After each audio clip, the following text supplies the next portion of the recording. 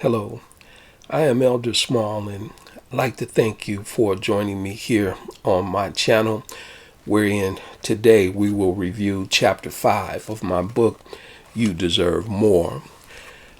Chapter 5 is entitled Africa, Crucible of Consciousness, and consciousness being synonymous with spirituality, and Africa being a home, the seed of spirituality.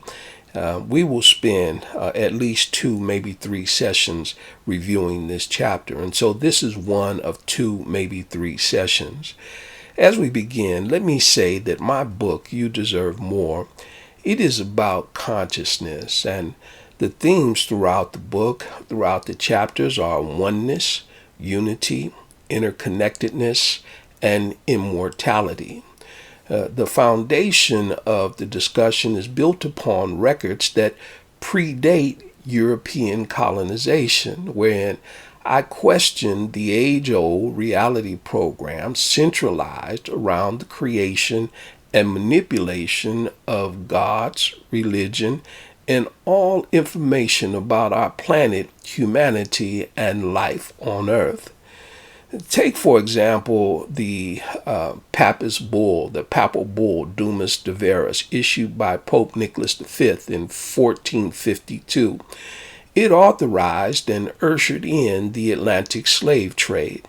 The Dumas de Veras states, and I quote, "We grant you, kings of Spain and Portugal, by these documents, with our apostolic authority, full and free permission to invade, search out, capture, and subjugate the Sicilians and pagans and any other unbelievers and enemies of Christ wherever they may be, as well as their kingdoms, duchies, countries, principalities, and other property, and to reduce their persons to perpetual slavery." End quote. And so, for centuries, reality has been made to conform to the mandates of powerful entities seeking to secure their power through religion, human subjugation, and materialism. Political, social, and educational programs were designed and developed to accommodate European domination under the guise of religion, and in our modern day, Christianity and human rights. And so how many of us have been taught that Africans sailed to the America as early as 1200 BC, giving them a presence in America, in the Americas, long before the Spanish and other European colonizers. Most of us have been taught that Christopher Columbus discovered America in 1492, which is 2,692 years after the first Americans are documented to have sailed to the Americas, landed in the Americas, and built homes in the Americas. Columbus is credited with being the discoverer of this country, the discoverer of America, and a navigator, when in fact he was a depraved, sadistic murderer who mutilated, dismembered, decapitated, burned, and nearly caused the extinction of an entire race of people and their way of life. African descendants living in the diaspora, we must study history and grow in our understanding of spirituality in order to break free from the cycle of self-ignorance. We must dig deep, because when our African ancestors were stolen, purchased, and kidnapped from our ancestral homeland, they were forced to adopt names and languages of their enslavers. They were told to forget about Africa, forget about being African, forget you are African, and remember that you are nothing but black. You are black. yesterday, today, and tomorrow, nothing but black. Thus, after 400 years of dis-Africanization, Africans in the diaspora are victims of historical as well as spiritual amnesia. The modern world pumps enormous resources into maintaining and perpetuating systematic amnesia, a system that has not only destroyed lives, it has pushed life on our planet towards the threshold of extinction. Therefore, we have an obligation to dismantle the system of historical and spiritual amnesia and recapture the morality and virtue of our ancestors. The future of our lives and Mother Earth is contingent upon our ability to remember and unequivocally implement a system of justice, righteousness, truth, reciprocity, balance, harmony, and order. In 241 BC, during the Greek conquest of Kemet, which is today known as Egypt, King Ptolemy commissioned Manetho, one of the last Kemite priests with intimate knowledge of Kemite history, to document its history. According to Manetho, advanced life existed before kings and dynasties in the northern regions of Africa. Manetho breaks it down into three periods: the period of the gods, the demigods, and the spirits of the dead. The first period, the period of the gods, is dated 23,200 BC. That is more than 25,000 years ago. And that is a date that contradicts the various aspects of the reality program that currently underpins all of our religions, our political institutions, and our educational institutions. The period of the gods, or the first period, which is the period of the gods, is dated to 23,000 BC, and that period, according to Kemite text, refers to Ra and the Enid being gods and goddesses who in ancient times were known as the Neteru. The Kemite records, they are explicit in that they reveal the existence of the Neteru in real time, and they provide details of real-life events that took place during the reign of the gods on earth.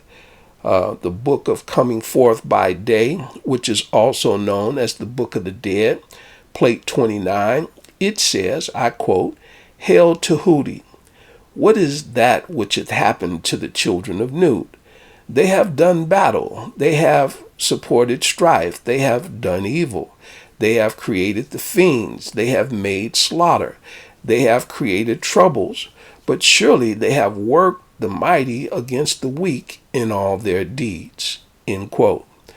The children of Nut referred to in this quote are Asar, Aset, Set, Nephthys, and Elder Haru. After the world was created, the gods and human beings inhabited the earth together. The gods ruled on earth, one succeeding after the other.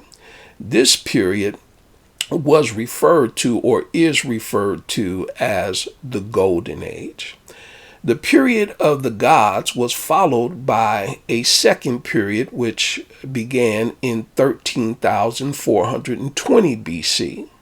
That's more than 15,000 years ago, wherein the demigods ruled the earth. In the Turin Papyrus, there's also a third section which cannot be really talked about because it is damaged and cannot be deciphered. It gives reference to a period known as the reign of the spirits of the dead. And so, in summary, Kemite records reveal that after the world was created, both the gods and human beings lived on earth. The gods and demigods reigned on earth for 36,620 years before they withdrew to higher dimensions of life. The gods withdrew from earth because human beings rebelled against their quest to rule power and control the destiny of life on earth.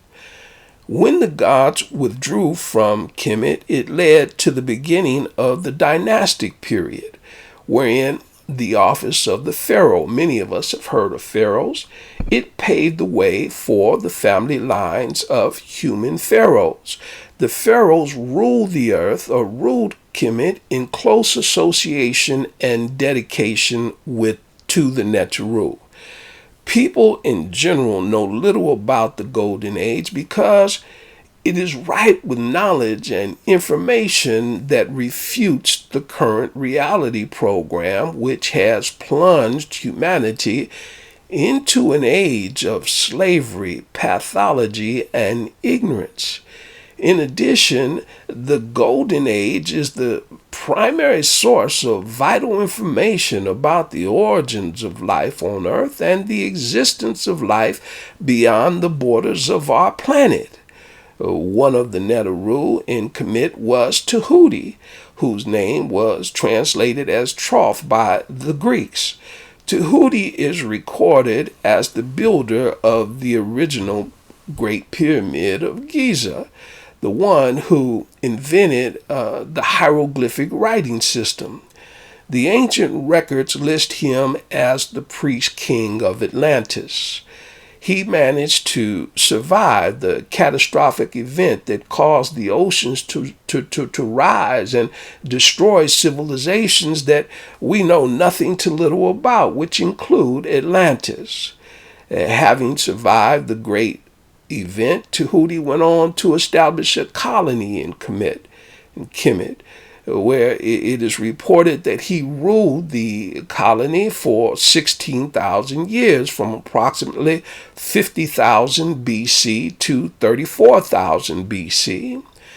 Tahuti was an immortal being. He passing only when he willed it, but even then not through death. The Emerald Tablets inform us that he erected the Great Pyramid over the entrance of the Great Hall of Amenti, where he placed his records and appointed high-ranking officials to guard his secrets. The descendants of those very priests, those very guards that were appointed to guard his secrets, those guards became the pyramid priests who deified Tahuti and claimed that he gave humanity the gift of speech, writing, astronomy, mathematics, medicine, and many more sciences. Imhotep, the architect who was responsible for the Djoser step pyramid at Saqqara, was said to be the author of texts containing works on medicine and temple design. Imhotep, he was considered to be the most learned student of Tahuti. And so I'm going to stop right there, and I'll pick it up from here in part 2. Again, there's much to talk about African consciousness. There's much more to talk about concerning Tahuti. But we'll pick it up in our next session, session 2, review of chapter 5, my book, You Deserve More. You can always pick up a copy at eldersmall.com. It'll be an excellent addition to your library. Meanwhile, Dua, thank you. Hotep, peace. I say, oneness. We have the power to create this new world. And may you be blessed with the greatest good and supreme intelligence. Dua, Hotep, I say.